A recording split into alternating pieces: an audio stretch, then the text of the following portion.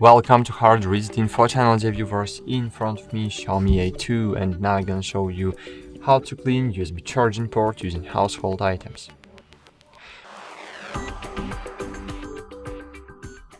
So firstly, remember the one rule: never use metal objects to clean the connector so as not to damage your USB charging port. I suggest you use an old toothbrush, which you no longer use. So, there is something in my charging port that's preventing the charging cable from going all the way in my charging port, as you can see.